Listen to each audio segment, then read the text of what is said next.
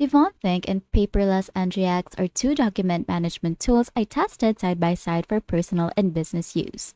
Then this is my honest comparison of both of them. DEVONthink is a powerful but complex tool. It lets you build massive databases, tag and organize with AI, and sync across Apple devices. I used it to store contracts, journal entries, and articles. It's amazing for research-heavy people, but it takes time to learn. Paperless NGX, on the other hand, is much simpler. Its OCR scanning is top tier, making it easy to digitize receipts, invoices, and paperwork. The UI is clean and it doesn't overwhelm you with features. It is great for home users and small offices. What stood out? Paperless NGX felt easier day to day, but DEVONthink gave me more control when I needed to deep dive into archives or automate sorting. So here's the verdict. If you're detail obsessed or a Mac powered user, DEVONthink is worth it.